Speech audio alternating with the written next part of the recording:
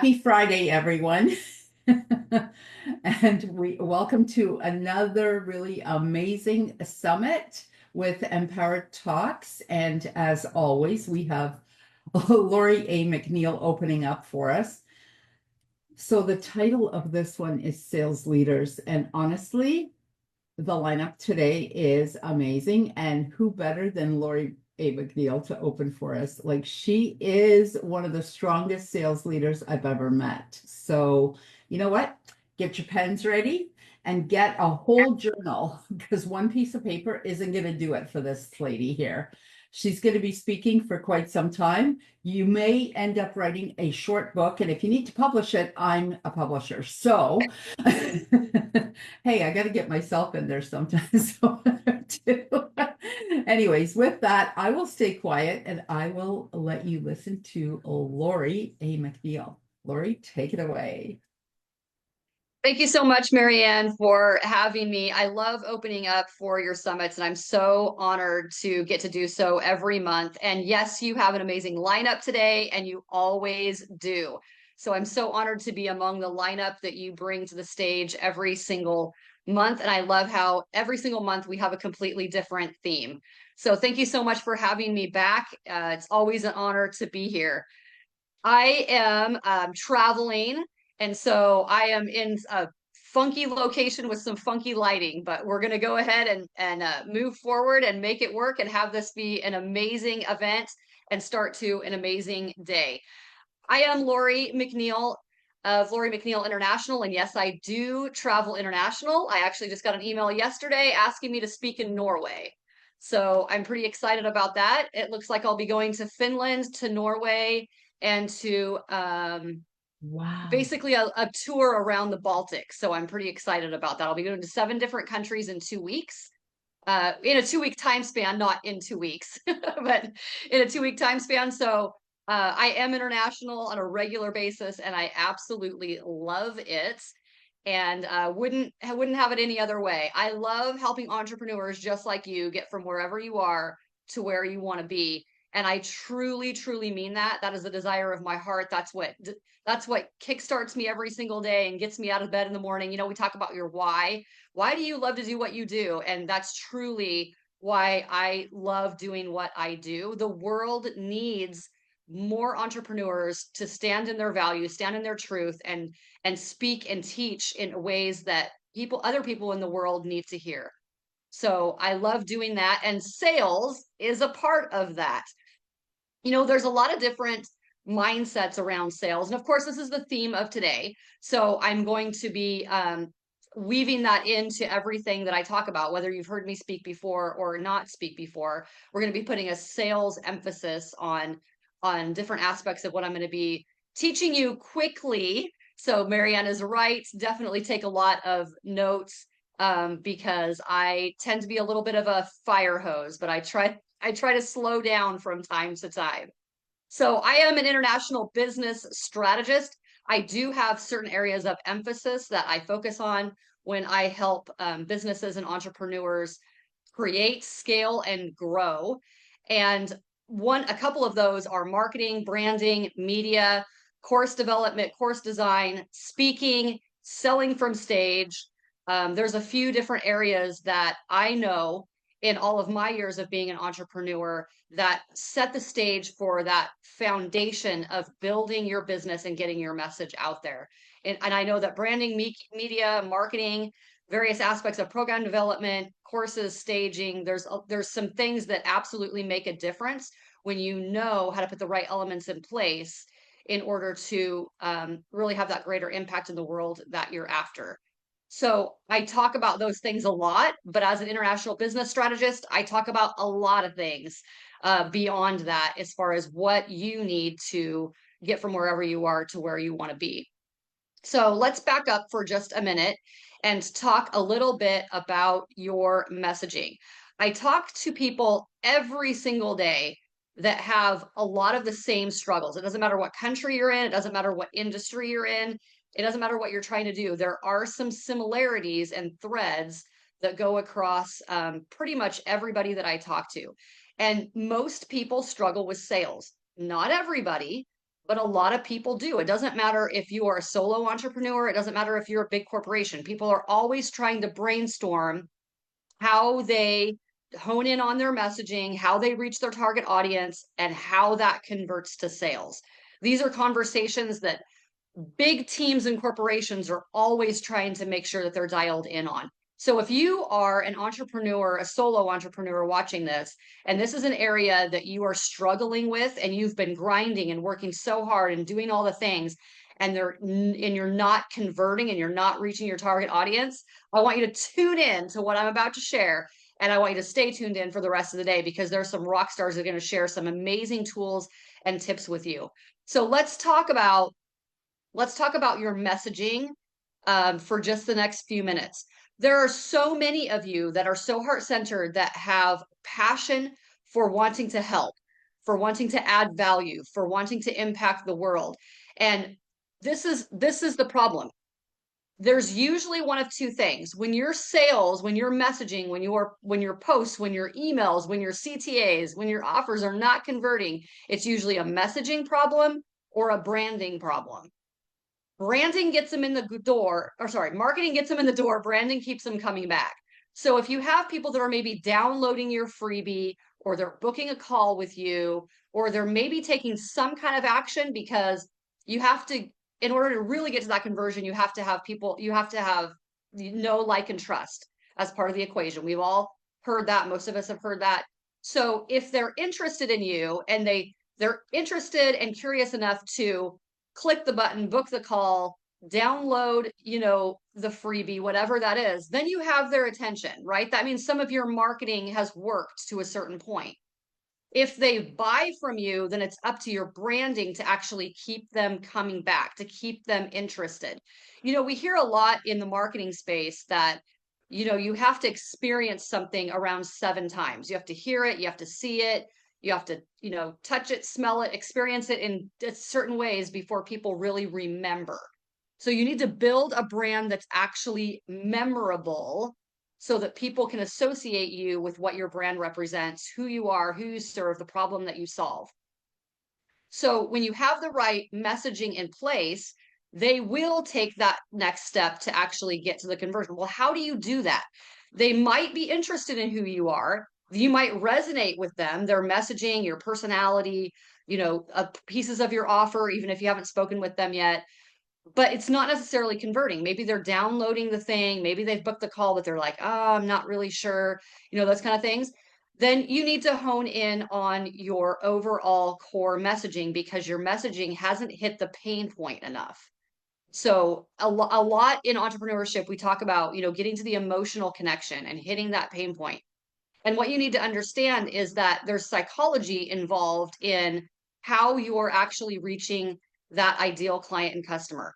There's so many people that I talk to that say, well, Lori, I'm scraping the barrel to get clients. And yeah, I have some clients, but they're a pain to work with. They're not my ideal client. Like I don't really want to work with them, but I need the money.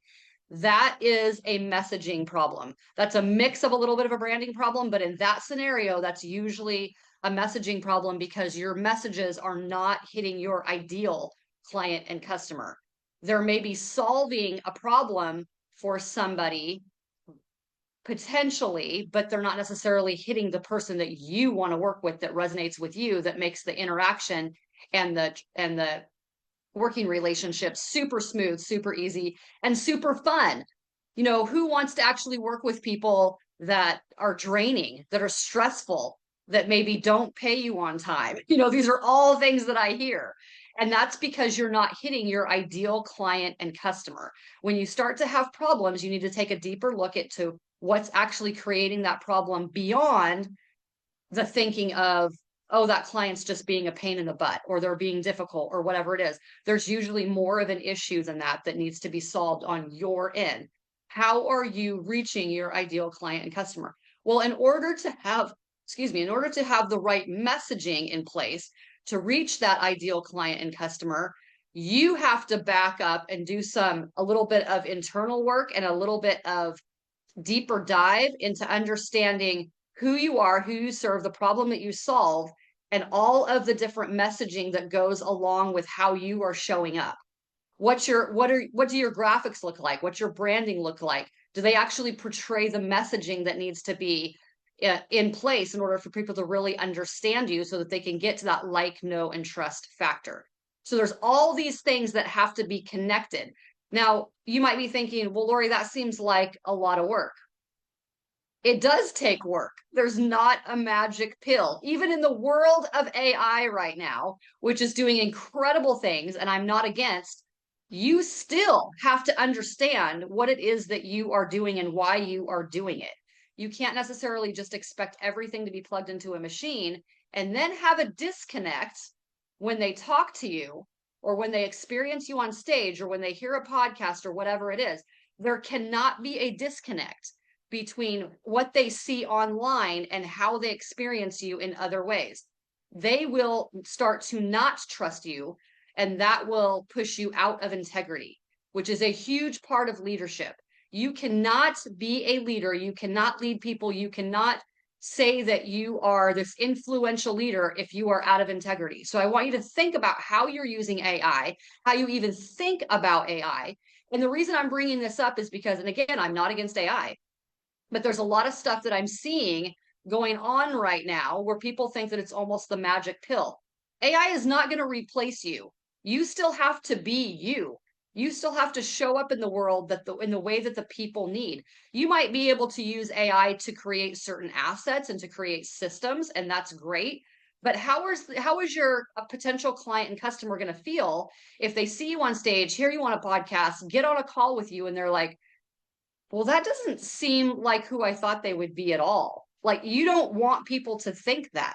So you still have to absolutely be in control of your messaging, of your branding essence, of the way that you show up. And you have to know why certain, maybe if you are using AI heavily right now or you're thinking about it, why certain things are a part of your messaging, why certain things shouldn't be a part of your brand and your branding essence of who you are and how people experience you, and how to best utilize that.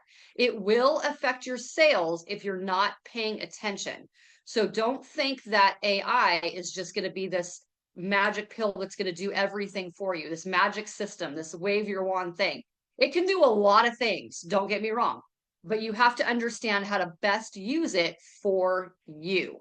So you can use, let's just say, ChatGPT to use it as a brainstorming tool for maybe an article or maybe a post or something like that. But I do not suggest that you do a direct cut and paste for anything. I see a lot of people doing that. And first of all, the more you experience AI and ChatGPT, the more you will notice right away that something is written with it. So you have to be able to understand enough about your own messaging and what you want to portray and your own branding essence of who you are and your personality in order to know how to use it as a brainstorming tool, but make sure that it's you.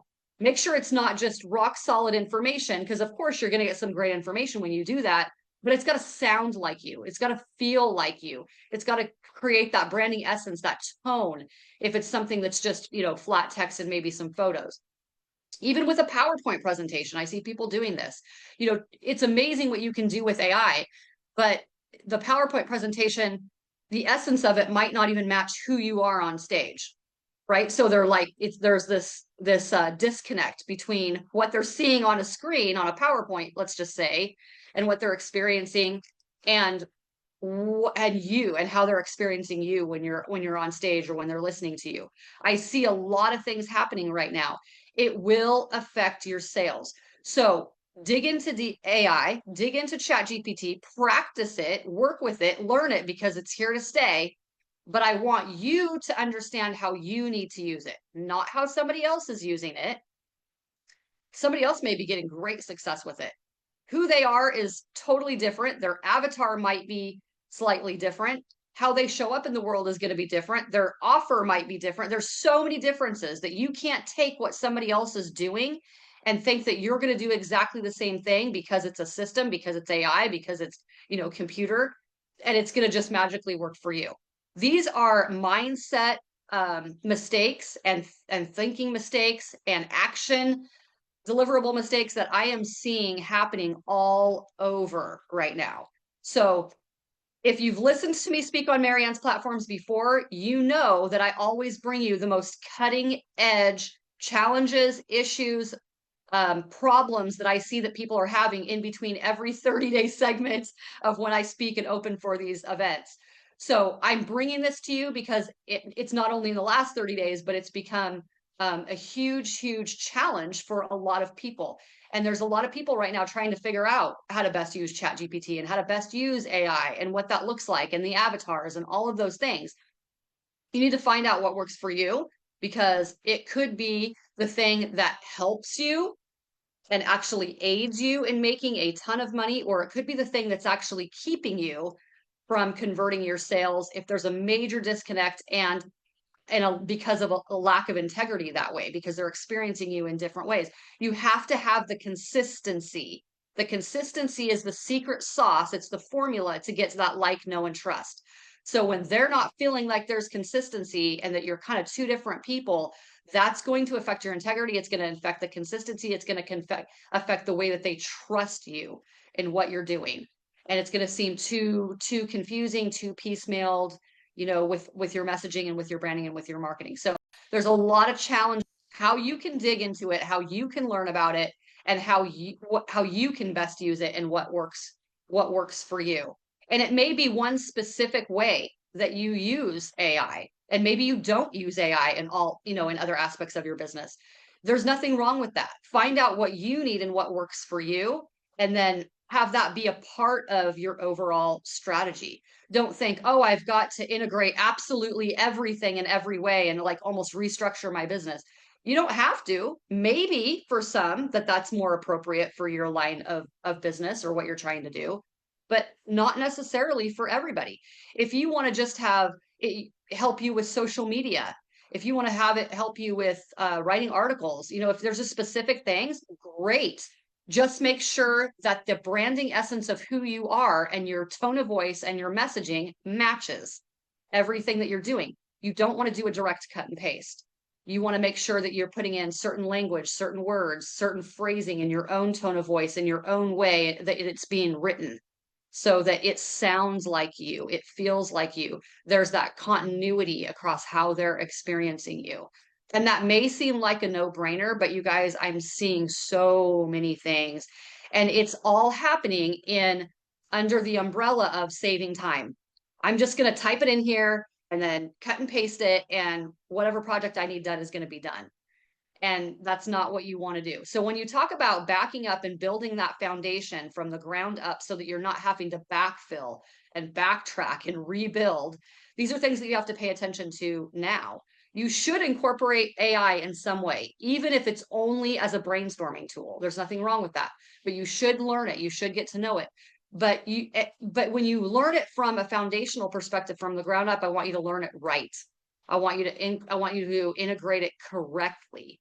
Otherwise you're gonna incorporate really bad habits, and you're gonna rush it, and you're gonna think that you're winning, and you're creating all this content and you're creating all these things, but you're not even understanding what you're doing. And then it's creating all kinds of challenges for you, and you're trying to figure out why. So don't do that. Don't fall into that trap, because it's a big, big challenge, and it's a big trap right now. So when you incorporate that, whether you use AI, whether you don't use AI, it's all part of your messaging. It's all part of your branding. It's all part of how you're building who you are and who you are trying to, who you're trying to be and show up in the world as you build your internal toolbox to solve larger external problems. So you still need to have your messaging completely dialed in. Some of you need to work on the problem that you solve. So I'm going to drop a bomb. I hope you guys are ready to listen to this, because this is a problem. This is a problem that I see. And maybe you've heard me say it before, but I need to say it more. Most of you have crappy CTAs and crappy offers for one reason. And here's the reason. Your value stack does not match the pain point, the individual pain point. If you have a download, if you have a course, if you have a book, if you have a book my call, whatever it is, and you have what they call the value stack of everything that you're offering in that offer, every single thing that you list has to be attached to a specific pain point that solves a specific problem. This is huge, and this is a huge, huge issue of why your offers are not converting. So let me talk about the other side of it so that you understand the difference. People will say, oh, let me just throw in, I've got this course and I've got this course, and I have all these different assets and all these things that I can offer that make it seem like they're getting a great value because they're getting all this stuff. Well, a confused mind never buys. So if people aren't clear on the value of the perceived value stack that you're trying to create, it won't convert. It won't matter. You can offer them 10 free courses. You can offer them amazing bonuses. You can say, oh my gosh, why are people not buying this? Like, look at all this stuff that I spent months or years creating.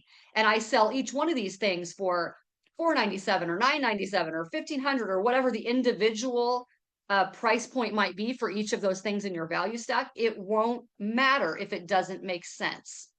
It won't matter. So if you have a course that you are offering, and you have a book that you're offering, and you have a free coaching call, and you have whatever that looks like, right? You're stacking the value so that you can charge a certain amount. You have to communicate in your offer the pain point and the value of each of those. It's not explaining what they're going to get. This is not saying that, oh, in this course, in this, you're going to get this and this and this. And then I've got this course for you and you're going to get this and this and this. No, that's a huge mistake that people are going to make. Do they need to know what's going to be covered in that course? Absolutely. But you need to communicate it in a way that addresses their pain point and the reason that they should care and the problem that it's going to solve. And that is a huge missing link in your CTAs and in your offers and in your messaging and the way that you're communicating all of that. That's why people are not buying from you. That's why they're confused. That's why they're not seeing your value stack as valuable. They're too disconjointed. You're trying to throw too many things in there that don't make sense. And you're not communicating why they should care. You're not communicating the problem that each of those things in your stack are going to solve. Now, this may be one of those, well, of course, Lori, that makes sense. But I'm here to tell you that if I had to guess, I'd say 80%. I mean, it is high of people that do not understand this when they are trying to convert their offers into sales. It is huge, you guys. So whatever it is that you are trying to sell right now, it doesn't matter what the price point is. It doesn't matter what your CTA is. I want you to go back to the drawing board with whatever it is that your current offer is and really be honest with yourself on how clear your messaging is, how clear your value stack is, and how you are communicating that so that you can make the pivots, you can make the changes that need to be made so that your offers can start converting. Don't be stubborn. Don't be prideful. Don't be full of ego thinking that you've been doing it this way for so long, or you've put so much time into developing this thing. You just have to push it out there, push it out there, push it out there, and eventually it'll sell. Don't get caught in that trap. I see so many people getting caught in their ego and in their pride and in the mindset of, I just have to keep doing it this way and eventually the breakthrough will come. Don't get caught in that. Where that stems from is Napoleon Hill's work with Think and Grow Rich of the consistency. It's with the persistence. That is not the same thing as continuing to put out something out there that isn't working. So I want you to think about this. If you've never heard me say this before, you never change the goal. You change the strategy. You change the strategy, you never change the goal. So when you think about what you're doing, you can have a goal. You have this course, you want to get it out there. You have this program, you have this event, whatever it is, you have a book. That is your goal to solve the problem that is supposed to solve. You change the strategy on how you go about doing that. You change your messaging, you change up your offer, You change up the way that you're speaking on stage, if that's what you need to do in order to make your offer clear, in order to get to that like, know, and trust. There's many other aspects that need to be honed in, that need to be leveled up, or that need to be completely changed, that all have to do with why your offers are not converting. You change the strategy, you don't change the goal. Now, in some cases, the hard truth is maybe you do need to scrap the thing that's not working. Maybe you do. But you say, oh, Lori, I've spent so much money developing out my website. I've spent so much money developing out this course, and I've hired these people, and I've spent all this time. Maybe you need to change the strategy, and maybe it's not actually what your ideal client and customer needs. Maybe you have a heart for what it is that you're doing, and you're hanging on to that emotionally within yourself because you don't want to let go of that. And really, it's not about you, is it? We, as entrepreneurs, we put so much time and energy and money into helping people, but sometimes we can get stuck in our own time and money investment into something, and we're too attached to it, and we're not willing to let it go and actually take a look at, what does my client avatar actually need? What are they begging for right now? What are they really struggling with? Not what you want to offer them, but how can you help them solve their true problem and still use all of the amazing gifts that you have within you, within your internal toolbox, to help them solve that problem? Maybe you're amazing at program design. Maybe you're amazing at course design, and you just haven't quite developed the course that they need. So maybe you use your skills in a different way, and you pay a little bit more attention to what people need. I talk to people all the time that say, well, Lori, no, this is a problem. People need this. People need this. How do you know? What sources of measurement do you have in place that's actually giving you that data that goes beyond conversations that you have with people? That's a part of the data collection. Absolutely. Pay attention to that. Pay attention to the feedback. Pay attention to what people are telling you in rooms. But it goes beyond that. How do you know that that is a problem that needs solved? How do you know that people need that? You pay attention to the trends. You pay attention. You're very forward thinking. When some of the most successful entrepreneurs are not solving problems in the here and now, they're solving problems that are forward thinking. That's why so many people, for instance, are killing it in AI right now, because they're thinking ahead to, what are the problems, what are the challenges coming down the pipe with that. There are people that need help right now, but how are you taking that problem and that challenge that exists right now and thinking beyond right now? Where is that problem headed? How is that problem going to evolve?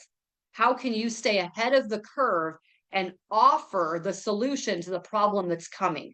As the current problem evolves, how are you staying ahead of that so that you are right there, helping them every step of the way, so as their business evolves, as their challenge gets bigger and bigger with whatever the current challenge is? These are things that are game changers that set leaders apart. These are game changers that will allow you to convert to be the rock star in your industry that you are, and will absolutely garner the attention and will prove that in sales when you are paying attention to that. So the messaging is super, super important. A big part of understanding that is to actually study sales psychology. If you're like, I don't have the budget for that, like, what do I do? There's a lot of free stuff out there. There's a lot of stuff on YouTube.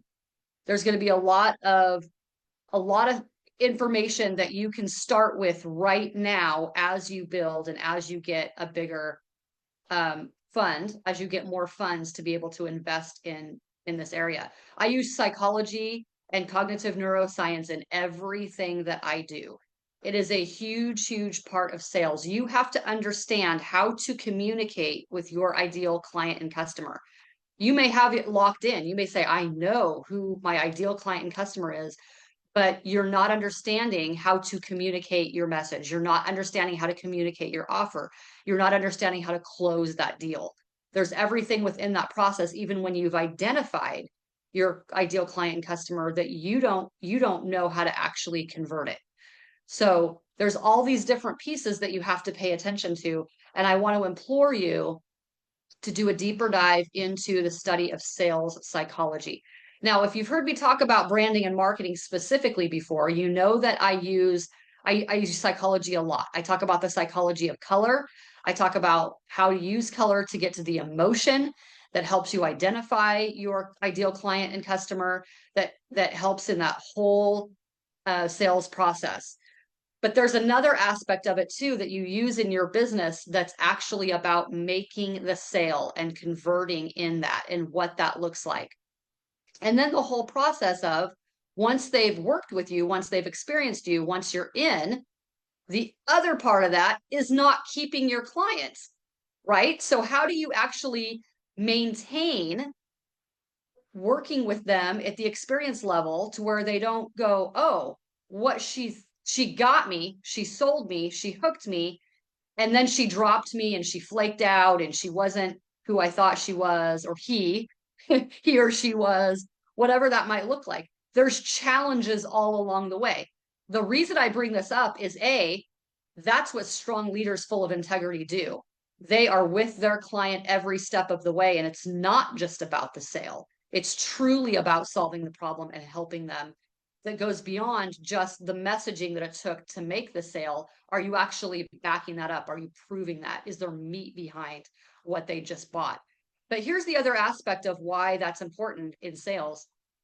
It is so much easier to sell a second time, a third time, to keep a client that has already bought from you. It is so much easier to sell again to the client who is a raving fan, who likes, knows, and trusts you and wants to go deeper, wants to work with you more. That is so much easier to continue selling to your current clients than it is to get a new client. Not to mention, it costs more to go get a new client, whether you're using actual paid ads or not. It could be your time. It could be a VA. That takes place in a lot of different ways with the money that you put into acquiring that new client, even if you aren't buying. So I want you guys to think about what that process actually looks like and how that is costing you money. Time is money. So how is that actually costing you money because you're not following through, because you're not offering value, or because you're not working with the right client avatar that you want to work with? And so you're thinking, man, I've just got to finish this contract and get rid of this person. And you're constantly mining for new clients because you're not working with the right clients, because you're not delivering the value that you said that you were going to deliver. There's all of these connections that have to be made in the entire process. So let me back up for just a minute and connect some dots. Hopefully you guys are taking notes, but I want to make sure that these dots get connected. So when you are building that foundation and you understand who you are, who you serve, the problem that you solve, you understand your messaging, you may or may not be using AI to actually communicate some of your messaging. You're not doing a direct cut and paste. You're making sure that it is completely you, your words, your language, your tone of voice, even if you do AI, even if you use AI, so that there's that congruency. You're maintaining that continuity. You're not out of integrity, all of those things, because that affects the like, know, and trust factor. If they feel like you're not the same person and they're confused by that, because a confused mind never buys. So once you put out your offer, you've got your marketing nailed down, because marketing gets them in the door. Branding keeps them coming back. So you have your strategies in place. You have your offer in place. Your offer is attached to a value stack where every single thing is attached to a specific pain point that solves a specific problem. They buy from you. You deliver rock star results. You sell them on the next thing. Okay, so that is the order that should be happening. And for many of you, there's a breakdown in the process somewhere. And you have to find where the breakdown is happening and be very honest with yourself and be willing to let go of your own pride, your own ego, your own blood, sweat, and tears into whatever the thing is to change it, tweak it, or get rid of it. Some of you need to learn the power of attachment. And I know this because of conversations that I have.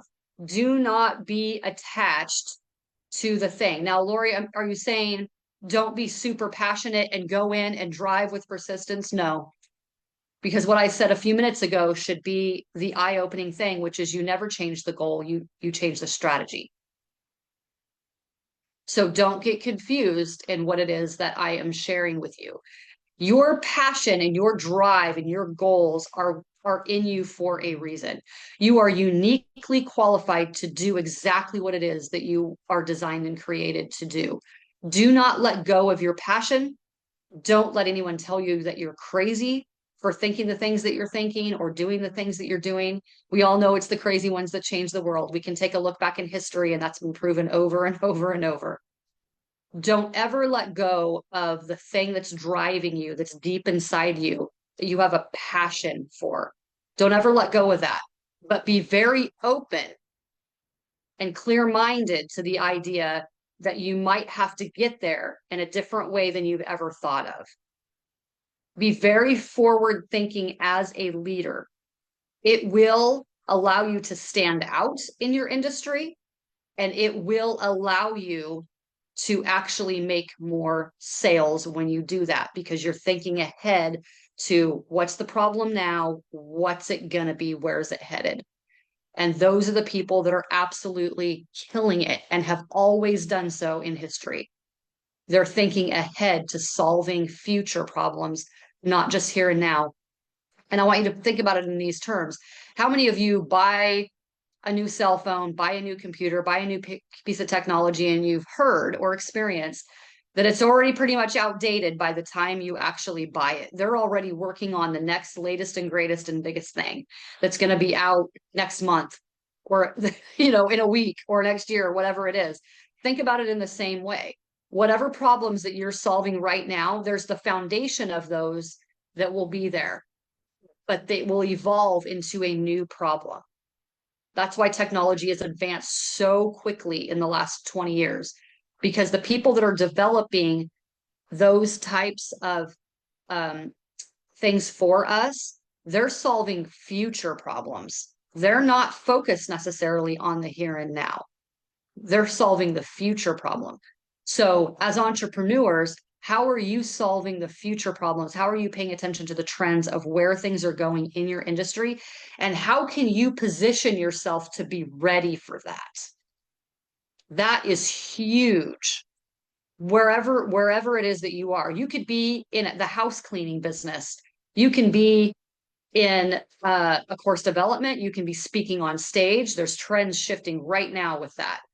It doesn't matter what it is that you're doing. You can be in the book publishing business. You can be how are you facing and aware of what the trends are right now? And how are you positioning yourself to be very ready for the problems that aren't just current, but that are quickly coming because of the advancement of everything that's happening right now? So there's so much to unpack within each of those things that I've mentioned, but I want you guys to do a deeper dive into the evolutionary chain of the connection that I just laid out for you, and really think over this next 30 days about what it is that you can change, what it is that you can get rid of, how you can dial in on your client, your ideal client avatar, and what it is that you need to actually do to end this year in a way better position. Doesn't matter what position you're in, way better position than where you started. There's so much of the year left. So what changes need to happen in order to make that happen? So let's shift gears a little bit, and we're going to talk about sales in a little bit of a different way. So I talked about sales psychology.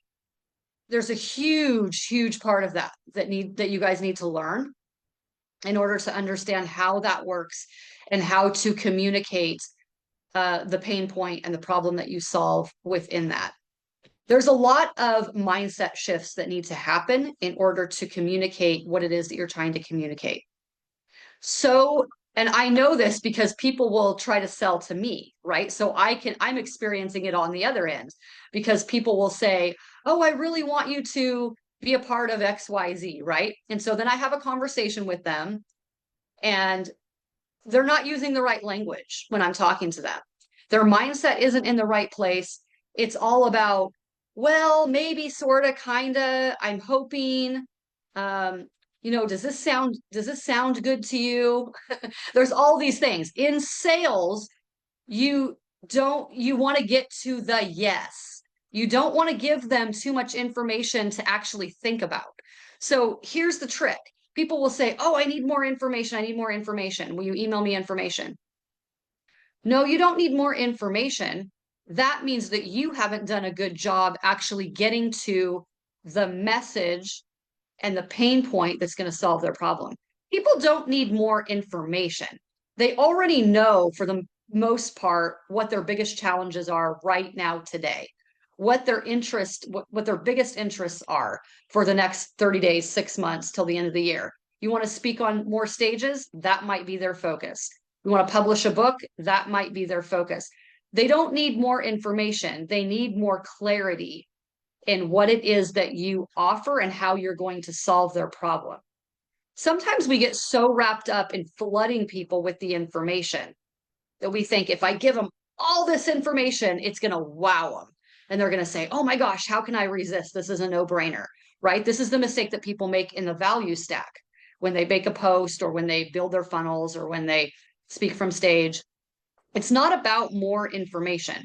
That's why it's not about offering 10 things in your value stack. It's about getting to the pain point and understanding problem that each of those things are going to solve. When you're on the phone with somebody, when you're communicating what it is that you're trying to sell them, you don't get away from the pain point. There's something in your mind that switches that most entrepreneurs who aren't skilled at this will default to, and they will default to the assets. They will default to the information. They will default to everything that you get. And yes, those things are important to communicate for sure. They need to know what they're buying, but that's not where the focus is. That focus is on, oh, you want to be on more stages? Well, what would that look like for you? What does that mean? What would that do for your business? What would that do for your overall goal and what you're trying to accomplish? You have a conversation about their goal. You have a conversation about their pain point, about their struggle. You don't have a conversation about all of the information, all of the assets that you're providing in the offer.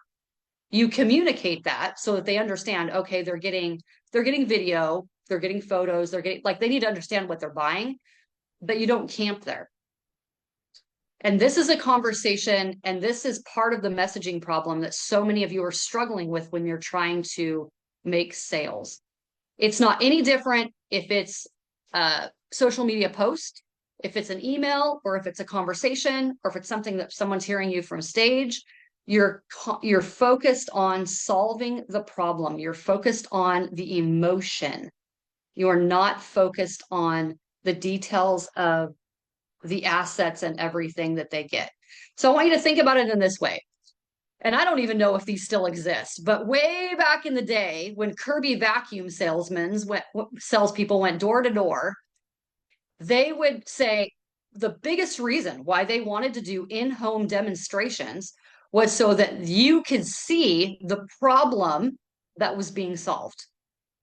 They demonstrated right in front of you that their solution was the solution that you needed that was going to solve your problem because you had dirty carpets, you had dirty floors, whatever it was. And so it didn't matter whether you vacuumed that day before they got there or if you hadn't vacuumed in a week or a month, you were going to see results. They were demonstrating in front of you that you needed their product, that it was going to solve their problem. So they might have shared with you as they're demonstrating the different tools that it has and all the different, but if you remember, the Kirby salesman would always say, and this is a hose that can solve this problem. This is a feature that can solve this problem. As they were demonstrating, as they were talking to you, you were watching it in action, but they're telling you not just about the features of the vacuum, they're communicating how each of those features solve a specific problem. And that's why all of those attachments and all of those features were a part of the product. So it doesn't matter whether you have a digital product, it doesn't matter whether you have a physical product. You need to communicate what it is that's in the offer in the same way, in the same principle that you are communicating how each of those things solve a specific problem. I hope that you are hearing me, because this is huge. And this is a huge problem that people have of why their sales are not converting. This is absolutely huge. And I hope that the Kirby salesman helped, because I remember having those people come to my door. I've many times. And when you think about how they sold and why they sold so many vacuums, not only was it was heavy, right? They had to get over that challenge of it being heavy, because way back in the original Kirby days, when it first started out, that was one of their biggest challenges that they had, was that the average housewife at that time, way back in the 50s, 60s or whatever, there were a lot more people staying home, cleaning. And so that was their biggest seller, was the Kirby vacuum to the housewife at the time. But the biggest challenge that they had was that it was really heavy. If you remember, the original Kirby vacuums were really, really heavy. So they had to get around that. They had to change their messaging. They had to change their approach and really focus on the problem that it solved, and that one concern or one challenge would be overridden by all of the amazing things, right? They couldn't necessarily at the time make it any lighter. That was part of the Kirby vacuum. Now it's evolved, and a lot of Kirby's are still original, but they've evolved to not be quite so heavy. And they've changed the way that they do them. And now they have ones for hardwood floors and tile, and they've got all these different ones. Because a lot more people don't have carpet in their homes as much as they used to. So they've evolved and changed the product line that they've offered as well. So they've continued to solve problems. But if you have a challenging piece for your client or for your customer, say that they are scared of technology and they're just like, I can't learn this. I'm challenged by this. How are you communicating the solution to their problem that is bigger than that overall arching challenge, perceived challenge that they have? Okay, so it might be technology based. It might be, oh my gosh, I'm so afraid I've never written a chapter before. I've never written a book before. How are you communicating their pain point that's going to solve their problem to where that is not the concern? They're so excited about all of these other problems that are going to be solved by doing it, that it overrides the fear that they might have, or the perceived challenge that they might have, if there is one there at all. And I want to go back and talk about fear for just a minute, because this is a huge part in understanding the psychology of sales. This is huge. And there's some of you on here that have heard me talk about this fairly recently, and I'll be talking about it more because it's huge. I want you to understand what fear really is. Think about what fear really is in yourself. Think about what fear really is in the mind of the person that you're trying to reach, that you're trying to sell to, in your client, in your ideal client and customer. People don't know what they don't know. Just flat out bottom line, you don't know what you don't know. So part of the fear is the perception that you have in your mind that you are not capable of doing the thing. And that's just the truth. You think, oh my gosh, I'm so afraid. I'm so afraid. You actually don't have enough self-confidence in your own skills to do the thing. It could be cliff diving. It could be learning AI. It could be starting your business. It could be a million different things. And it's usually based on one of two things. It's based on you not having enough self-confidence in your own skills to figure it out. Or it could be that you tried it and it failed, and I'm putting that in quotes because I don't believe in failure. I believe that they're learning opportunities. And that is holding you back. So if you are held back by certain things, it will come across in how you show up in the world, first of all. And you need to remember that if you're experiencing those things, so is the person you're talking to. So is your audience. So is your ideal client and customer. They have their own challenges internally with their own self-confidence, with not believing enough in themselves. Even if someone has a ton of confidence, even if they're like, oh yeah, I totally can, figure it out as I go. There's going to be something that has a little bit of fear in them that is holding them back from taking themselves to that next level, from taking their business to that next level, from scaling, from working with that ideal client and customer that maybe is really big. It's the big fish, right? Why are they not going after that big fish? Why are they not collaborating in the ways that they should be? We can all identify things in other people and in other businesses that seem so obvious about things that they should be doing, right? Many of us actually can identify that. There's a reason why. There's a reason in all of us, if whatever the thing is that's holding us back. So that's part of doing the deeper dive and understanding where your challenges are and what you need to do to add the internal tools in your toolbox that allow you to solve bigger external problems. This absolutely is directly affected and connected to sales. Because if you're not showing up in bigger ways, you can't expect to attract the bigger fish. So it's directly related to how you are showing up and how you are communicating and understanding the fears that might be in the mind of the person that you're trying to sell to. Even if you're someone that's full of confidence, why are you not scaling? Why are you not working with bigger and bigger players at the table? Right? Why are you you might be making $1 million. Why have you plateaued there? There's something up here that is creating that perceived fear that is keeping you from scaling, from stepping into that greater sense of self, that greater sense of greatness, that is keeping you from doing the things that you need to do to reach your big fish that's actually going to convert to the sales that you need in order to keep learning and growing. It's a cycle. There's something there that needs to be addressed. That's why in the very beginning, I kind of laid out the very basics of the process of branding, marketing, messaging, sales psychology, the value stack, right? I touched on all of these different points along the chain. There's something within that connection that needs to be fixed, addressed, tweaked, or deleted. There's something within that is causing you to stay stuck in your sales. It could be your funnels.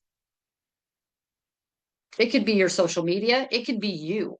Maybe you need to be a better communicator at sales and understand sales psychology. Maybe it's your messaging. Maybe your social media stinks. Maybe your branding is totally off. Remember, that's all part of it. It's a confused mind never buys.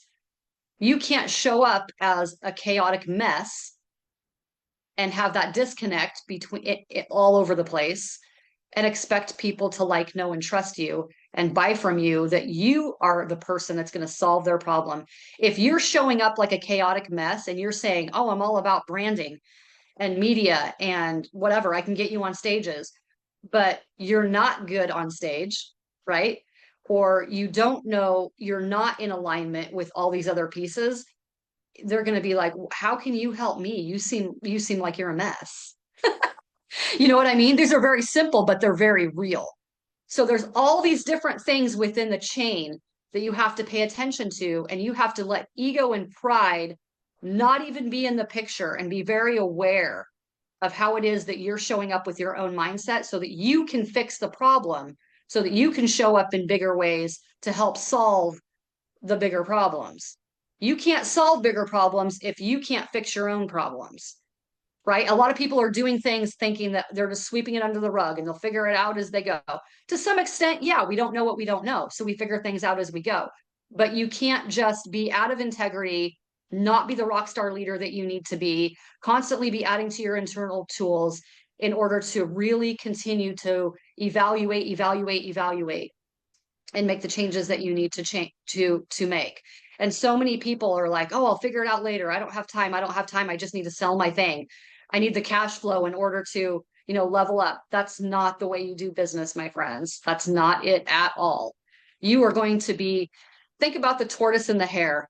When you build that strong foundation from the very beginning and you maintain integrity and authenticity and consistency, you will win the race. When you are staying laser focused on who you are, who you serve, the problem that you solve, and you're staying laser focused on what it takes to build that foundation, you are going to pass up those people who are not paying attention to their foundation. I see it. I see it every day. It doesn't matter if it takes 6 months. It doesn't matter if it takes a year. When you are focused on that, you will win the race when you are doing it right. It's just how the game is played. You go hard and you go fast and you stay in alignment and you stay focused and you will win the race that you were meant to run, not I'm in about to go competition live, with so anybody what's up? else. Not in competition with anybody else, but you will win the race that you were meant to run. Thank you so much, my friends. Hopefully you got some nuggets out of what I shared today. I love helping entrepreneurs just like you get from wherever you are to where you're meant to be, and more importantly, where you are created to be. And with that, Marianne, thank you so much for having me on the stage today. Oh my goodness, Lori, thank you so much. My hand hurts. Like, yeah. So there, that's my start to the day. Honest to goodness, I have like a stack of notes and I have the world's biggest journal here. So 1, 2, 3, 4, 5, 6, 7, 8 pages. And not a small one, like a big one. Awesome. I love it. And it doesn't matter how many times I hear this. It's like, yeah, I got to write it down. I gotta pay attention. I'm like, oh yeah, she's right. I got to do this. And I'm like, oh yeah, I got to look at my pain points again. So true, right? Everyone? She's amazing, as always. Everything she says is true. I've experienced it. And, I don't know if it's the times or what's going on, or if it's the fact that AI has become so incredibly over the top popular, but I am literally getting hit on like 20 times a day in social media for sales. And all the mistakes that you mentioned, like these people are doing that. And I'm just like, you're not going to get any, like, does this work for you? Because what am I missing? Because I don't do things this way. And how can you just, they start selling, they haven't even said hello to me yet. Which is like so funny. And I think to myself, oh my gosh, it's not going to work for you or anyone else for that matter. Like, that's just not right. Anyways, Lori, as always, so enriching. I can't even, there's that, thank you doesn't even cover it, but thank you so much. Thank you so much for having me. And you guys are in for a treat. There's an amazing lineup of teachers, leaders, and speakers on this summit today. So get buckled up, take notes, learn all that you can, add to your internal tools, in your toolbox so that you can continue being a rock star in your industry. And I love you. And with that, Marianne, thank you so, so much. Enjoy the rest of the summit. Love you. And thank you so much. Thank you. Thank you. Enjoy the rest of your day. And who knows where you are in the world today. Yeah, I'm traveling. This is not my office, obviously. Yes, it's definitely not your usual place, but you know what? It's all good. So But thank no you. matter where I am in the world, I'm always here. That's true. It's so true. Well, one time you missed it because you literally had no voice. And then another time you missed it because you were flying and because I was in the air. It's kind of hard. I know we have internet now, and I played around with it the last time I traveled, and I thought, yeah, that's great. But I don't know about doing like an actual podcast while I'm in the air or a conference. Like, still, I haven't tried that yet. But, anyways, thank you so much. Have Thank a you, thank you, beautiful thank you. day. Oh my gosh, people, if you did not take the opportunity to take